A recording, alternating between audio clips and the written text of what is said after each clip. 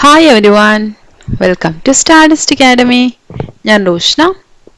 നമുക്കിന്ന് amalgamation, absorption and external reconstruction എന്നുള്ള ചാപ്റ്ററിൽ പഠിക്കാനുള്ളത് എക്സ്റ്റേണൽ റീകൺസ്ട്രക്ഷൻ ആണ്. അപ്പോൾ എക്സ്റ്റേണൽ റീകൺസ്ട്രക്ഷൻ്റെ സിറ്റുവേഷൻ എങ്ങനെയാണ് നോക്കാം, എന്നിട്ട് അതിൻ്റെ ഒരു പ്രോബ്ലവും ചെയ്യാം നമുക്ക്. അപ്പം നമുക്ക് നേരെ ക്ലാസ്സിലേക്ക് പോകാം. അപ്പോൾ ആദ്യം നമുക്ക് എക്സ്റ്റേണൽ റീകൺസ്ട്രക്ഷൻ എന്താണെന്ന് നോക്കാം. The term external reconstruction is used when one existing company goes into liquidation and new company is formed. അപ്പം നമ്മുടെ പഴയ വീഞ്ഞ് പുതിയ കുപ്പി എന്ന് പറയുന്ന പോലത്തെ പരിപാടിയാണ്. ഒരു കമ്പനി എന്താണ് ലിക്വിഡേറ്റ് ചെയ്യുവാണ്, എന്നിട്ട് പുതിയൊരു കമ്പനി ഉണ്ടാവുകയാണ്. ശരിക്കും ആ കമ്പനി തന്നെയാണ് ഈ കമ്പനി. പുതിയതായിട്ട് അവിടെ വരുന്നതെന്ന് വെച്ച് കഴിഞ്ഞാൽ ഈ കമ്പനി മാറി ഒരു പുതിയ പേരിൽ വരുന്നു, അല്ലെങ്കിൽ കുറച്ചുകൂടി ബെറ്റർ ആയിട്ട് വരുന്നു എന്നേ ഉള്ളൂ. For example, if A new company Bharat New Limited is formed to take over the business of an existing company, Bharat Limited, it is a case of external reconstruction. അപ്പം ഈ പുതിയ കമ്പനി എന്ന് പറയുന്നത് Bharat new limited എന്ന് പറഞ്ഞാൽ actually Bharat limited തന്നെയാണ്, പക്ഷെ അത് കുറച്ചുകൂടി ബെറ്റർ ആയിട്ട് നമ്മൾ പെർഫോമൻസ് ഒക്കെ ബെറ്റർ ആയി ഫിനാൻഷ്യൽ സ്ട്രക്ചർ ഒക്കെ ഒന്ന് ശരിയാക്കി പുതിയ പേരിൽ വരുവാണ്. അപ്പോൾ ഇതാണ് എക്സ്റ്റേണൽ റീകൺസ്ട്രക്ഷൻ എന്ന് പറയുന്നത്. Therefore, in external reconstruction, one existing company and a new company are involved. അപ്പോൾ ഒരു എക്സിസ്റ്റിംഗ് കമ്പനി ഉണ്ടാവും, ഒരു പുതിയ കമ്പനി ഉണ്ടാവും. ഈ പുതിയ കമ്പനിയാണ് എക്സിസ്റ്റിംഗ് കമ്പനിനെ ടേക്ക് ഓവർ ചെയ്യുന്നത്. In simple words, external reconstruction is the external reconstruction of the financial structure of the company. കമ്പനിയുടെ ഫിനാൻഷ്യൽ സ്ട്രക്ചർ ആണ് നമ്മൾ റീകൺസ്ട്രക്ട് ചെയ്യുന്നത്. അപ്പോൾ അത് എക്സ്റ്റേണൽ റീകൺസ്ട്രക്ട് ചെയ്യാന്ന് പറഞ്ഞു കഴിഞ്ഞാൽ പുതിയൊരു കമ്പനിയാക്കി മാറ്റുവാണ്. It is done when the company loses its reputation and has huge accumulated losses. ഒരുപാട് accumulated losses ഉണ്ട്, കമ്പനിക്ക് അതിൻ്റെ റെപ്യൂട്ടേഷൻ നഷ്ടപ്പെടുവാണ്. അപ്പോൾ അങ്ങനെയൊക്കെയുള്ള സിറ്റുവേഷൻസിലാണ് നമ്മൾ ഈ എക്സ്റ്റേണൽ റീകൺസ്ട്രക്ഷൻ നടത്തുന്നത്. If the reorganization is done without the liquidation of company, it is known as internal reconstruction. നമുക്ക് ഫിനാൻഷ്യൽ സ്ട്രക്ചർ ആണ് ശരിക്കും റീഓർഗനൈസ് ചെയ്യുന്നത്. അത് നമ്മൾ പുതിയൊരു കമ്പനി ഫോം ചെയ്യാണ്ട് ആ കമ്പനിക്കകത്ത് തന്നെ നമ്മൾ ആ ഫിനാൻഷ്യൽ സ്ട്രക്ചർ റീഓർഗനൈസ് ചെയ്യുവാണെങ്കിൽ അതിന് ഇന്റേണൽ റീകൺസ്ട്രക്ഷൻ എന്ന് പറയും. അപ്പോൾ പുതിയൊരു കമ്പനി ഫോം ചെയ്യുന്നില്ല, പക്ഷെ ഒരു പുതിയ കമ്പനി ആയിട്ട് അത് മാറുവാണ്, പുതിയ കമ്പനി അതിനെ അക്വയർ ചെയ്യുകയാണെങ്കിൽ അതിന് നമ്മൾക്ക് എക്സ്റ്റേണൽ റീകൺസ്ട്രക്ഷൻ എന്ന് പറയാം. ഇപ്പം നമുക്ക് ഡിഫറൻസ് നോക്കാം. Distinction between amalgamation, absorption and external reconstruction, മൂന്നും തമ്മിലുള്ള ഡിഫറൻസ് ആണ് നമ്മൾ നോക്കുന്നത്. ഇപ്പോൾ ഒബ്ജക്റ്റീവ് പറയുകയാണെങ്കിൽ അമാൽഗമേഷൻ്റെ ഒബ്ജക്റ്റീവ് എന്താണ്? Economies of scale, accelerated growth, diversification of risk etcetera. രണ്ട് കമ്പനി ചേർന്ന് പുതിയൊരു കമ്പനിയായി മാറുന്നതിനാണ് നമ്മൾ അമാൽഗമേഷൻ എന്ന് പറയുന്നത്. അപ്പം ഒരു വലിയ കമ്പനിയായി മാറുമ്പോൾ നമുക്ക് എക്കോണമീസ് ഓഫ് സ്കെയിൽ, നമ്മൾ ലാർജായിട്ട് പർച്ചേസ് ചെയ്യുന്ന സമയത്തൊക്കെയുള്ള, ലാർജായിട്ട് പ്രൊഡ്യൂസ് ചെയ്യുന്ന സമയത്തൊക്കെയുള്ള നമുക്ക് അതിനുള്ള ബെനിഫിറ്റ്സ് കിട്ടും. അതുപോലെ ആക്സിലറേറ്റഡ് ഗ്രോത്ത് ഉണ്ടാവും, റിസ്ക് ഡൈവേഴ്സിഫൈ ചെയ്യാൻ പറ്റും, ഒന്നിൽ കൂടുതൽ പ്രോഡക്ട്സിലേക്കൊക്കെ നമുക്ക് കോൺസെൻട്രേറ്റ് ചെയ്യാൻ പറ്റും. ഇനി അബ്സോർപ്ഷൻ്റെ കേസിലാണെങ്കിൽ ഇത് തന്നെയാണ് അല്ലേ, economies of scale, accelerated growth, diversification of risk etcetera. അതിന്റെ കേസിലും നമ്മൾ രണ്ട് കമ്പനി മാറി പുതിയ കമ്പനി ആവുന്നില്ലെങ്കിലും ഒരു കമ്പനിയെ വേറൊരു കമ്പനി പർച്ചേസ് ചെയ്യുന്നത് അല്ലേ. അപ്പൊ അവിടെ നമുക്ക് ഈ പറഞ്ഞ ബെനിഫിറ്റ്സ് ഒക്കെ കിട്ടുന്നുണ്ട്. എക്സ്റ്റേണൽ റീകൺസ്ട്രക്ഷൻ സംഭവിക്കുന്നത് external reorganisation of financial structure of the company so as to write off accumulated losses write off ചെയ്യുകയും അതിനുപോലെ ഫിനാൻഷ്യൽ സ്ട്രക്ചർ റീഓർഗനൈസ് ചെയ്യുകയും ചെയ്യുന്നതാണ് നമ്മുടെ എക്സ്റ്റേണൽ റീകൺസ്ട്രക്ഷൻ ചെയ്യുന്നത്. ഇനി മിനിമം നമ്പർ ഓഫ് കമ്പനീസ്, അമാൽഗമേഷനിൽ രണ്ട് കമ്പനി ക്ലോസ് ചെയ്തിട്ട് ലിക്വിഡേറ്റ് ചെയ്തിട്ട് പുതിയൊരു കമ്പനിയായി മാറുവാണ് അല്ലേ. അപ്പോൾ 3 കമ്പനീസ് ഉണ്ട് അതിനകത്ത്. അബ്സോർപ്ഷൻ എന്ന് പറയുന്നത് വെച്ച് കഴിഞ്ഞാൽ 3 കമ്പനീസ് എന്ന് പറഞ്ഞാൽ 3 കമ്പനി പാടുള്ളൂ എന്നില്ല, മിനിമം 3 കമ്പനീസ് വേണം. അബ്സോർപ്ഷന്റെ കേസിലാണെങ്കിൽ ഒരു കമ്പനി വേറൊരു കമ്പനി പർച്ചേസ് ചെയ്യണം അല്ലേ. അപ്പോൾ 2 കമ്പനീസ് മിനിമം നമുക്ക് ആവശ്യമുണ്ട്. പക്ഷെ എക്സ്റ്റേണൽ റീകൺസ്ട്രക്ഷൻ എന്ന് പറയുകയാണെങ്കിലും നമുക്ക് 2 കമ്പനീസ് ഉണ്ട്, പക്ഷെ രണ്ടും ഏകദേശം സിമിലർ കമ്പനി തന്നെയാണ്. എന്ന് വെച്ചാൽ അബ്സോർപ്ഷൻ എന്ന് പറഞ്ഞാൽ ഒരു കമ്പനി വേറൊരു കമ്പനി പർച്ചേസ് ചെയ്യുവാണ്. എക്സ്റ്റേണൽ റീകൺസ്ട്രക്ഷൻ എന്ന് പറഞ്ഞാൽ ഒരു കമ്പനി റീഓർഗനൈസ് ചെയ്തിട്ട് പുതിയൊരു കമ്പനി ഫോം ചെയ്തിട്ട് അതിനെ കൊണ്ട് പർച്ചേസ് ചെയ്യിപ്പിക്കുകയാണ് ചെയ്യുന്നത്. ഇനി ലിക്വിഡേഷൻ വരുന്ന സമയത്ത് അമാൽഗമേഷനിൽ മിനിമം 2 കമ്പനി ലിക്വിഡേറ്റ് ചെയ്യണം അല്ലേ. അബ്സോർപ്ഷന്റെ കേസിൽ മിനിമം ഒരു കമ്പനിയാണ് ലിക്വിഡേറ്റ് ചെയ്യുന്നത്. എക്സ്റ്റേണൽ റീകൺസ്ട്രക്ഷൻ എന്ന് പറഞ്ഞാൽ ഓൺലി 1 കമ്പനി, ഒരു കമ്പനി മാത്രം ലിക്വിഡേറ്റ് ചെയ്യുള്ളൂ, ഒന്നിൽ കൂടുതൽ വരില്ല. ഇനി ന്യൂ കമ്പനിയുടെ കേസിലാണെങ്കിൽ അമാൽഗമേഷനിൽ ന്യൂ കമ്പനി ഫോം ചെയ്യുന്നുണ്ട്. അബ്സോർപ്ഷൻ എന്ന് പറഞ്ഞാൽ എക്സിസ്റ്റിംഗ് കമ്പനിയാണ് വേറൊരു കമ്പനിയെ പർച്ചേസ് ചെയ്യുന്നത് അല്ലേ, അതുകൊണ്ട് അവിടെ ന്യൂ കമ്പനി ഫോം ചെയ്യുന്നില്ല. ഇനി എക്സ്റ്റേണൽ റീകൺസ്ട്രക്ഷന്റെ കേസിലാണെങ്കിൽ അവിടെ ന്യൂ കമ്പനി ഫോം ചെയ്യുന്നുണ്ട്. അപ്പോൾ നമുക്കൊരു ക്വസ്റ്റ്യൻ ചെയ്യാം. ഇപ്പോൾ ക്വസ്റ്റ്യൻ ഞാൻ വായിക്കാം. Following is the balance sheet of A limited. A ലിമിറ്റഡിന്റെ ബാലൻസ് ഷീറ്റ് നമുക്ക് തന്നിട്ടുണ്ട്. ലയബിലിറ്റി സൈഡ് ആദ്യം നോക്കാം. ഇക്വിറ്റി ആൻഡ് ലയബിലിറ്റീസിൽ ഷെയർ ഹോൾഡേഴ്സ് ഫണ്ട് ഉണ്ട്. അതിനകത്ത് ഷെയർ ക്യാപിറ്റൽ തന്നിട്ടുണ്ട് 80,000 ഷെയർസ് അറ്റ് ₹10 ഈച്ച്. 80,000 ഷെയർസ് ആണുള്ളത്. 10 ആണ് ഒരു ഷെയറിന്റെ വാല്യൂ. അപ്പോൾ 8 lakh ആണ് നമ്മുടെ ഷെയർ ക്യാപിറ്റൽ വരുന്നത്. നെക്സ്റ്റ് റിസർവ്സ് ആൻഡ് സർപ്ലസ് ആണ്. റിസർവ്സ് ആൻഡ് സർപ്ലസിൽ സർപ്ലസ് അക്കൗണ്ട് ഡെബിറ്റ് ബാലൻസ് ആണ്. ഇപ്പോൾ ഡെബിറ്റ് ബാലൻസ് എന്ന് പറയുമ്പോൾ നമുക്ക് ലോസ് ആണ് വരുന്നത്, അതുകൊണ്ട് -3 lakhs ആണ്. നെക്സ്റ്റ് പ്രിലിമിനറി എക്സ്പെൻസ് ഇവിടെ തന്നിട്ടുണ്ട്. അപ്പോൾ പ്രിലിമിനറി എക്സ്പെൻസ് നമ്മളിവിടെ എഴുതുന്നത് നമ്മൾ ലോസ് ആയിട്ട് കാണിക്കുന്നത്, അതുകൊണ്ട് 1,10,000 നമുക്ക് ലോസ് ആയിട്ട് കാണിക്കാം. അതർവൈസ് നമുക്ക് എന്ത് ചെയ്യാം, ഈ സെയിം പ്രിലിമിനറി എക്സ്പെൻസ് SSIയിൽ കാണിക്കാം. അപ്പോൾ SSIയിൽ കാണിക്കുമ്പോൾ നമ്മൾ പോസിറ്റീവ് ഫിഗർ ആയിട്ട് സാധാരണ കാണിക്കുന്നത്. ഇനി നെക്സ്റ്റ് വരുന്നത് നോൺ കറന്റ് ലയബിലിറ്റീസ് ആണ്. അപ്പോൾ നോൺ കറന്റ് ലയബിലിറ്റീസിൽ ലോങ് ടേം ബോറോയിങ്സ് തന്നിട്ടുണ്ട്. 10% ഡിബെഞ്ചർ ആണ് ലോങ് ടേം ബോറോയിങ്സ് ആയിട്ടുള്ളത്. അപ്പോൾ അതിന്റെ വാല്യൂ എന്ന് പറയുന്നത് 2 lakhs ആണ്. ഇനി കറന്റ് ലയബിലിറ്റീസ് തന്നിട്ടുണ്ട്. അതിൽ ഒന്നാമത്തെ ക്രെഡിറ്റേഴ്സ് ആണ്. ക്രെഡിറ്റേഴ്സ് 60,000 ആണ്. പിന്നെ ബിൽസ് പേയബിൾ തന്നിട്ടുണ്ട്. ബിൽസ് പേയബിൾ 30,000 ആണ്. ബാങ്ക് ഓവർ ഡ്രാഫ്റ്റ് തന്നിട്ടുണ്ട്. Bank over draft 1 lakh 20,000 cash balance നമ്മൾ ബാങ്ക് ഓവർ ഡ്രാഫ്റ്റിൽ അഡ്ജസ്റ്റ് ചെയ്തിട്ട് ലാസ്റ്റ് 80,000 ആയിട്ട് തന്നിരിക്കുന്നത്. അപ്പം ശരിക്കും പറഞ്ഞാൽ bank over draft 1 lakh cash balance നമുക്ക് 20,000 ആണ് വരുന്നത്. നെക്സ്റ്റ് നമുക്ക് അസറ്റ് സൈഡ് നോക്കാം. അപ്പോൾ അസറ്റ് സൈഡിൽ നമുക്ക് നോൺ കറന്റ് അസറ്റ്സ് തന്നിട്ടുണ്ട്. അതിനകത്ത് ഫിക്സഡ് അസറ്റ്സിൽ ടാഞ്ചിബിൾ അസറ്റ്സ് തന്നിട്ടുണ്ട്. ടാഞ്ചിബിൾ അസറ്റ്സിൽ ഇരിക്കുന്നത് ലാൻഡ് ആൻഡ് ബിൽഡിംഗ് ആണ്. അപ്പോൾ ലാൻഡ് ആൻഡ് ബിൽഡിങ്ങിന്റെ വാല്യൂ 1,60,000. പിന്നെ ഇൻടാഞ്ചിബിൾ അസറ്റ്സ് തന്നിട്ടുണ്ട്. അതിനകത്ത് ഗുഡ്വിൽ ഇരിപ്പുണ്ട്. ഗുഡ്വില്ല് 3 lakhs ആണ്. പിന്നെ നമുക്ക് തന്നിരിക്കുന്ന കറന്റ് അസറ്റ്സ് ആണ്. കറന്റ് അസറ്റ്സിൽ ഇൻവെന്ററീസ് തന്നിട്ടുണ്ട്. ഇൻവെന്ററീസിന്റെ വാല്യൂ 2 lakhs. ഇൻവെന്ററി എന്ന് പറഞ്ഞാൽ സ്റ്റോക്ക്. പിന്നെ ഡെറ്റേഴ്സ് തന്നിട്ടുണ്ട്. ഡെറ്റേഴ്സിന്റെ വാല്യൂ 1 lakh ആണ്. ടോട്ടൽ നമുക്ക് അസറ്റ് സൈഡ് 7,60,000. അപ്പോൾ നമുക്ക് ബാലൻസ് ഷീറ്റിൽ ലയബിലിറ്റി സൈഡും അസറ്റ് സൈഡും തന്നിട്ടുണ്ട്. നമുക്ക് കൂടുതൽ എന്താ ഇൻഫർമേഷൻ തന്നിരിക്കുന്നതെന്ന് നോക്കാം. അപ്പോൾ ബാക്കി പറയുന്നത് എന്താന്ന് നോക്കാം. B limited is incorporated with a capital of 8 lakhs. ഒരു പുതിയ കമ്പനി ഇൻകോർപ്പറേറ്റ് ആണ്. ബി ലിമിറ്റഡ് 8 lakhs ആണ് capital to acquire the business of A limited. A ലിമിറ്റഡിന്റെ ബിസിനസ് പർച്ചേസ് ചെയ്യാൻ വേണ്ടി ബി ലിമിറ്റഡ് എന്ന് പറഞ്ഞിട്ടൊരു പുതിയ കമ്പനി ഉണ്ടായി. പുതിയ കമ്പനിയുടെ ക്യാപിറ്റൽ എന്ന് പറയുന്നത് 8 lakhs ആണ്. അപ്പം അതിന് ₹5,60,000 എന്ന് പറഞ്ഞ പർച്ചേസ് കൺസിഡറേഷൻ ആണ്. To be discharge in equity shares of 10 each. അപ്പൊ അത് ഡിസ്ചാർജ് ചെയ്യുന്നത് ഇക്വിറ്റി ഷെയർസ് ആയിട്ടാണ്. 10 each ആണ്. ഒരു ഷെയറിന്റെ വാല്യൂ 10 ആണ് face value.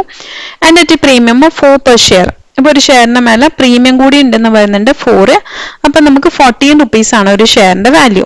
The company also issued 20,000 equity shares of ₹10 each to the public. പബ്ലിക്കിനും കൂടി ഇഷ്യൂ ചെയ്യുന്നുണ്ട്. അപ്പോൾ പബ്ലിക്കിന് ഇഷ്യൂ ചെയ്യുന്ന 20,000 ഷെയർസ് ആണ്. 10 ആണ് അതിന്റെ ഫേസ് വാല്യൂ. അതും നമ്മൾ പ്രീമിയത്തിലാണ് ഇഷ്യൂ ചെയ്യുന്ന. 4 ആണ് premium. which was fully called up and paid up. Fully called up ആണ്, അതുപോലെ പെയ്ഡ് അപ്പും ആണ്. Formation expense amount ₹20,000. Formation expense നമുക്ക് 20,000 ആണ് വരുന്നത്. അപ്പൊ നമ്മളോട് പറഞ്ഞിരിക്കുന്നത് show journal entries in the books of B limited. B ലിമിറ്റഡിന്റെ ജേർണൽ എൻട്രീസും അതുപോലെ തന്നെ അതിന്റെ ഇനീഷ്യൽ ബാലൻസ് ഷീറ്റും. അപ്പൊ ബാലൻസ് ഷീറ്റിനകത്ത് ഈ എ ലിമിറ്റഡിന്റെ അക്കൗണ്ട്സ് ഒക്കെ നമ്മൾ എങ്ങനെയാണ് കാണിക്കേണ്ടത്, ഇത്രയാണ് നമുക്ക് വേണ്ടത്. അപ്പൊ നമുക്ക് ക്വസ്റ്റ്യൻ ചെയ്യാം. അപ്പൊ അത് നമുക്ക് പർച്ചേസ് കൺസിഡറേഷൻ കാൽക്കുലേറ്റ് ചെയ്യണം അല്ലെ. ഇപ്പൊ പർച്ചേസ് കൺസിഡറേഷന്റെ കാര്യം പറഞ്ഞിരിക്കുന്നത് നമ്മളോട് ഷെയർസ് ഇഷ്യൂ ചെയ്യുന്നുണ്ടെന്ന് പറയുന്നുണ്ട്. അതേപോലെ തന്നെ നമുക്ക് ഷെയറിന്റെ കൂടെ പ്രീമിയം ഉണ്ടെന്നും പറയുന്നുണ്ട്. അപ്പൊ 5,60,000 ആണ് നമ്മൾ ടോട്ടൽ കൊടുക്കുന്ന എമൗണ്ട്. അപ്പൊ 5,60,000 എന്ന് പറയുന്നത് എത്ര ഷെയർ ആണെന്ന് നമ്മളോട് പറഞ്ഞിട്ടില്ല. പക്ഷെ ഒരു ഷെയറിന്റെ വാല്യൂ 14 ആണ് അല്ലെ. പ്രീമിയം കൂടെ കൂട്ടിയിട്ട് ഒരു ഷെയറിന്റെ വാല്യൂ 14 ആണെന്ന് പറയുന്നുണ്ട്. നമുക്ക് നമ്പർ ഓഫ് ഷെയർസ് കാൽക്കുലേറ്റ് ചെയ്യാലോ. എങ്ങനെയാണ്? 5,60,000 ഡിവൈഡഡ് ബൈ 14 ആയിട്ട് വരും അല്ലെ. അപ്പൊ അത്രയായിരിക്കും നമ്മുടെ നമ്പർ ഓഫ് ഷെയർസ്. അപ്പൊ നമ്പർ ഓഫ് ഷെയർസ് നമുക്ക് കാൽക്കുലേറ്റ് ചെയ്യണം. 5,60,000 ഡിവൈഡ് ബൈ 14. അപ്പൊ 40,000 ഷെയർസ് ആണ് കമ്പനി ഇഷ്യൂ ചെയ്യുന്നത്. അപ്പൊ 40,000 ഷെയർസിനകത്ത് നമുക്കറിയാം 40,000 ഇൻറ്റു 10 അതായിരിക്കും നമ്മൾ പറഞ്ഞിരിക്കുന്ന ഷെയറിന്റെ ഫേസ് വാല്യൂ അല്ലെ. 10 ആണ് ഫേസ് വാല്യൂ. അപ്പൊ 40,000 ഇൻറ്റു 10 ആണ് ഫേസ് വാല്യൂ. പ്രീമിയം എത്രയായിരിക്കും? അപ്പം 40,000 ഇൻറ്റു 4 ആണ് പ്രീമിയം. ഇപ്പൊ സ്പ്ലിറ്റ് ചെയ്ത് കാണിച്ചേ ഉള്ളൂ.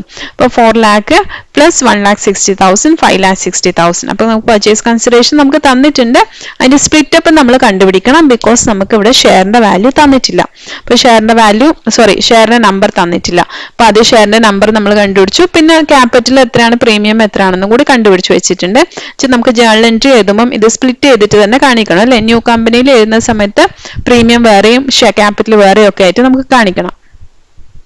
അപ്പോൾ നെക്സ്റ്റ് നമുക്ക് ജേർണൽ എൻട്രീസ് എഴുതാം. ഇപ്പോൾ journal entries in the books of A limited purchasing കമ്പനിയുടെ ഓപ്പണിംഗ് എൻട്രീസ് ആണ് നമ്മളോട് എഴുതാൻ പറഞ്ഞിരിക്കുന്നത്. അപ്പോൾ ഓപ്പണിംഗ് എൻട്രീസ് നമുക്ക് നോക്കാം. അപ്പോൾ ഓപ്പണിംഗ് എൻട്രീസ് എഴുതുന്ന സമയത്ത് നോർമലി നമ്മൾ എഴുതുന്നത് പോലെ business purchase account to liquidator of B limited ഒന്നാമത്തെ എൻട്രി എഴുതാം. അപ്പോൾ എത്രയാണ് നമ്മുടെ പർച്ചേസ് കൺസിഡറേഷൻ 5,60,000. ഇപ്പോൾ 5,60,000 എഴുതി. Purchase consideration due. നമ്മൾ അസറ്റ്സ് ആൻഡ് ലയബിലിറ്റീസ് റെക്കോർഡ് ചെയ്യണം. അപ്പോൾ അസറ്റ്സിൽ land and building, inventories, debtors ഒന്നിന്റെ പുതിയ വാല്യൂ ഒന്നും പറയുന്നില്ല. അപ്പോൾ 3 അസറ്റ്സ് നമ്മൾ ടേക്ക് ഓവർ ചെയ്തു. ലാബിലിറ്റീസിൽ ക്രെഡിറ്റേഴ്സ്, ബിൽസ് പേയബിൾ, അതുപോലെ ബാങ്ക് ഓവർ ഡ്രാഫ്റ്റ്, 10% ഡിബെഞ്ചേഴ്സ് ഇത്രയുണ്ട്. അപ്പം ഇത്രയും നമ്മൾ എന്ത് ചെയ്തു? ടേക്ക് ഓവർ ചെയ്തു. അപ്പോൾ അതെല്ലാം എഴുതി. ടു ബിസിനസ് പർച്ചേസ് എന്ന് പറഞ്ഞിട്ട് 5,60,000 എഴുതി. എന്നിട്ട് നമ്മൾ ഡെബിറ്റും ക്രെഡിറ്റും തമ്മിൽ ഡിഫറൻസ് ഉണ്ടോ നോക്കാം. അപ്പോൾ നമുക്ക് ഡെബിറ്റ് സൈഡിലെ ഡിഫറൻസ് വരുന്നത്, ഡെബിറ്റ് സൈഡിലെ ഡിഫറൻസ് വന്നാൽ എന്ത് ചെയ്യും? ഗുഡ് വിൽ അക്കൗണ്ട് ആയിട്ട് എഴുതണം. അപ്പോൾ ഗുഡ് വിൽ അക്കൗണ്ട് ആയിട്ട് അത് എഴുതാം. ഇനി നെക്സ്റ്റ് പർച്ചേസ് കൺസിഡറേഷൻ കൊടുക്കുന്ന എൻട്രി ആണ്. അപ്പോൾ പർച്ചേസ് കൺസിഡറേഷൻ കൊടുക്കുന്ന ലിക്വിഡേറ്റർ ഓഫ് എ ലിമിറ്റഡിന് നമ്മൾ 5,60,000 ഉള്ളത് ഇക്വിറ്റി ഷെയർസ് ആയിട്ട് നമ്മൾ 4 lakhs, സെക്യൂരിറ്റി പ്രീമിയം ആയിട്ട് 1,60,000 കൊടുക്കുകയാണ്. അതാണ് നെക്സ്റ്റ് എൻട്രി. അതിനുശേഷം നമ്മളോട് പറഞ്ഞിരിക്കുന്നത് ഈ കമ്പനി പുതിയതായിട്ട് കുറച്ച് ഷെയർസും കൂടി ഇഷ്യൂ ചെയ്യുന്നുണ്ടെന്ന്, പബ്ലിക്കിന് ഇഷ്യൂ ചെയ്യുന്നുണ്ടെന്ന് പറയുന്നില്ലേ. അപ്പം അത്രയും ഷെയർസിന്റെ എൻട്രി കൂടി നമ്മൾ കാണിക്കണം അല്ലേ. അപ്പോൾ അത് bank account to equity share capital, normally share issue ചെയ്യുന്ന പോലെ തന്നെ bank account equity share capital to security premium എന്ന് പറഞ്ഞിട്ട് കാണിക്കാം. അപ്പോൾ നമ്മൾ 20,000 ഷെയർസ് ആണ് ഇഷ്യൂ ചെയ്തത്. Share capital face value 20,000 into 10 2 lakhs. അതിന് സെക്യൂരിറ്റി പ്രീമിയം എന്ന് പറയുന്നത് അതിൻ്റെ 20,000 ഇൻറ്റു 4 ആയിരുന്നു അല്ലെ, 4 rupees വെച്ച്. അപ്പോൾ 80,000. അപ്പോൾ ടോട്ടൽ നമുക്ക് ബാങ്ക് അക്കൗണ്ടിൽ റിസീവ് ചെയ്തത് 2,80,000. ഇനി ലാസ്റ്റ് നമ്മളോട് പറയുന്നത് ഒരു ഫോർമേഷൻ എക്സ്പെൻസ് മീറ്റ് ചെയ്ത കാര്യം പറയുന്നുണ്ട്. അപ്പോൾ ഫോർമേഷൻ എക്സ്പെൻസ് മീറ്റ് ചെയ്യുന്ന സമയത്ത് നമ്മൾ സാധാരണ എൻട്രി ചെയ്യുന്നത് goodwill account or capital reserve account to formation expense ആണ്. ഇപ്പോൾ ഇവിടെ നമുക്ക് ഗുഡ് വിൽ ഉണ്ട് ഓൾറെഡി, അതുകൊണ്ട് നമുക്ക് ഗുഡ് വിൽ അക്കൗണ്ടിൽ കാണിക്കാം. Goodwill account to formation expense പറഞ്ഞിട്ട് 20,000 കാണിക്കാം. അപ്പോൾ ഇത്രയാണ് നമ്മുടെ എൻട്രീസ് വരുന്നത്. പിന്നെ നമുക്ക് പ്രിപ്പയർ ചെയ്യാൻ പറഞ്ഞിരിക്കുന്നത് പുതിയ ബാലൻസ് ഷീറ്റ് ആണ്. അപ്പോൾ പുതിയ ബാലൻസ് ഷീറ്റ് എ ലിമിറ്റഡിന്റെ ബാലൻസ് ഷീറ്റ്. ബാലൻസ് ഷീറ്റിൽ നമുക്ക് ലാബിലിറ്റി സൈഡ് നോക്കാം. ലാബിലിറ്റി സൈഡിൽ ഷെയർ ഹോൾഡേഴ്സ് ഫണ്ടിൽ ഷെയർ ക്യാപിറ്റൽ ഉണ്ട്. അപ്പോൾ ഷെയർ ക്യാപിറ്റൽ എന്ന് പറയുമ്പോൾ നമ്മൾ നോക്കാം നമ്മൾ എത്ര ഷെയർസ് ഇഷ്യൂ ചെയ്തു. കുറച്ച് നമ്മൾ ബി ലിമിറ്റഡിലെ ഷെയർ ഹോൾഡേഴ്സിന് പർച്ചേസ് കൺസിഡറേഷൻ ആയിട്ട് ഇഷ്യൂ ചെയ്തിട്ടുണ്ട് അല്ലേ. 40,000 ഷെയർസ് ആണ് അവിടെ ഇഷ്യൂ ചെയ്തിരിക്കുന്നത്. പിന്നെ 20,000 ഷെയർസ് നമ്മൾ പബ്ലിക്കിന് ഇഷ്യൂ ചെയ്തിട്ടുണ്ട്.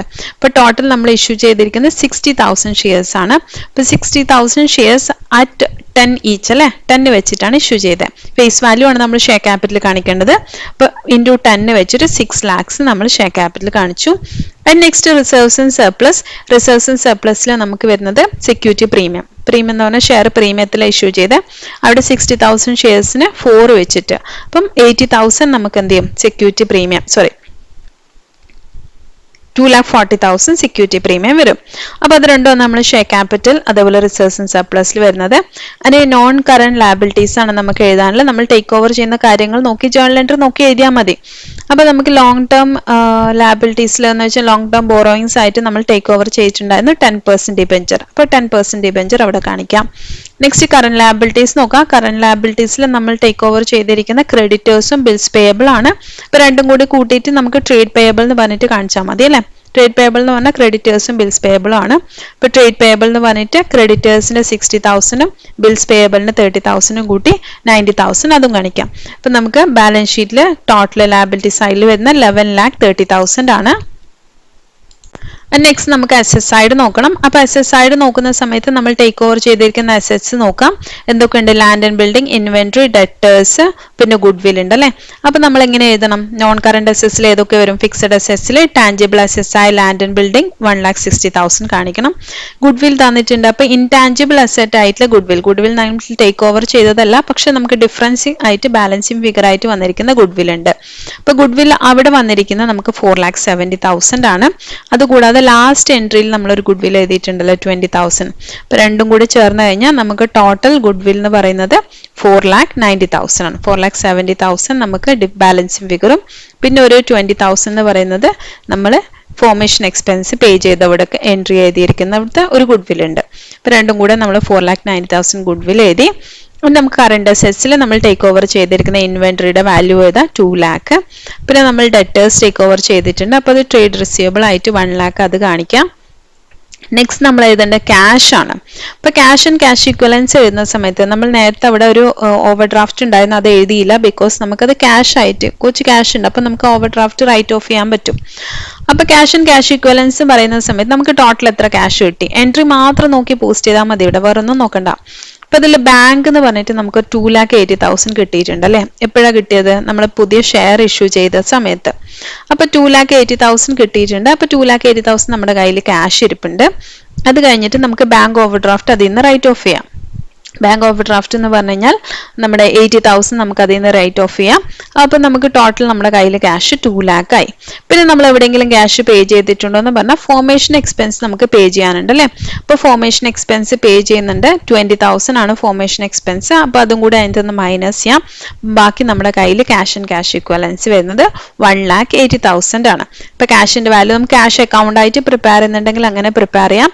അല്ലെങ്കിൽ എന്ത് ചെയ്യാം, ജസ്റ്റ് ഇങ്ങനെ ജസ്റ്റ് റഫായിട്ട് പ്രിപ്പയർ ചെയ്താലും മതി. നമ്മളോട് അക്കൗണ്ട്സ് പ്രിപ്പയർ ചെയ്യാൻ പറഞ്ഞില്ല, അതുകൊണ്ട് റഫായിട്ട് ജസ്റ്റ് കാണിച്ചാലും മതി. ഇപ്പൊ ടോട്ടൽ നമ്മുടെ അസറ്റ് സൈഡ് വരുന്നത് 11,30,000. ഇപ്പൊ നമ്മൾ ഇന്ന് പഠിച്ചത് എക്സ്റ്റേണൽ റീകൺസ്ട്രക്ഷൻ സിറ്റുവേഷൻ ആണ്. അപ്പൊ എക്സ്റ്റേണൽ റീകൺസ്ട്രക്ഷൻ എന്ന് പറയുന്നത് തന്നെ നമ്മൾ ഒരു കമ്പനി അതിന്റെ ഫിനാൻഷ്യൽ സ്ട്രക്ചർ ഒന്ന് റീഓർഗനൈസ് ചെയ്യുന്ന കാര്യമേ ഉള്ളൂ. അപ്പൊ അതിനുവേണ്ടി പുതിയൊരു കമ്പനി ഫോം ചെയ്തിട്ട് അത് ആ പുതിയ കമ്പനിയിലേക്ക് കൺവേർട്ട് ആവുകയാണ് ചെയ്യുന്നത്. പുതിയ കമ്പനി ആ പഴയ കമ്പനിയെ പർച്ചേസ് ചെയ്യുകയാണ്. അപ്പൊ ഈ സിറ്റുവേഷനിൽ എന്ന് പറഞ്ഞു കഴിഞ്ഞാൽ നമ്മളത് പുതിയ കമ്പനി ഇല്ലാതെ പഴയ കമ്പനി മാത്രമായിട്ട് ചെയ്യുമ്പോൾ നമ്മൾ അതിന് ഇന്റേണൽ റീകൺസ്ട്രക്ഷൻ എന്നും പറയും.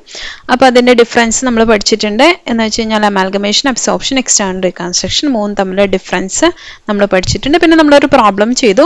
അപ്പോൾ പ്രോബ്ലം ചെയ്യുന്ന സമയത്ത് നമ്മൾ ഓപ്പണിംഗ് എൻട്രീസ് മാത്രമേ പഠിച്ചിട്ടുള്ളൂ. ക്ലോസിംഗ് എൻട്രീസ് എല്ലാം സെയിം തന്നെയാണ്, നമ്മൾ ഓൾറെഡി പഠിച്ചതുപോലെ തന്നെയാണ്. അതുപോലെ തന്നെ ഇതിൽ നമ്മൾ ബാലൻസ് ഷീറ്റ് പ്രിപ്പയർ ചെയ്തിട്ടുണ്ട് അല്ലേ.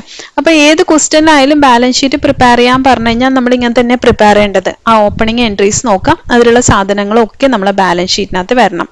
അത്രമാത്രമേ നിങ്ങൾ ചിന്തിക്കാനുള്ളൂ. അതേപോലെ തന്നെ ഇപ്പൊ അബ്സോർപ്ഷന്റെ കേസ് ആണെങ്കിൽ നമ്മൾ ഓൾറെഡി എക്സിസ്റ്റിംഗ് കമ്പനിയാണ് പർച്ചേസ് ചെയ്യുന്നത്. അപ്പൊ എക്സിസ്റ്റിംഗ് കമ്പനിയുടെ ബാലൻസ് ഷീറ്റും കൂടെ നമുക്ക് തന്നിട്ടുണ്ടെങ്കിൽ ആ എക്സിസ്റ്റിംഗ് കമ്പനിയുടെ ബാലൻസ് ഷീറ്റിലെ സാധനങ്ങൾ പ്ലസ് നമുക്ക് ഓപ്പണിംഗ് എൻട്രീസിലുള്ള സാധനങ്ങൾ ഒരുമിച്ച് നമ്മുടെ ബാലൻസ് ഷീറ്റിലെടുത്ത് കാണിക്കണം. അത്രേ വരുന്നുള്ളൂ. അപ്പൊ ഇതുവരെയുള്ള എല്ലാവർക്കും ക്ലിയർ ആയി എന്ന് വിചാരിക്കുന്നു. അടുത്ത വീഡിയോയിൽ കൂടി വീണ്ടും കാണാം. അതുവരയ്ക്കും ഹാപ്പി ലേണിംഗ്.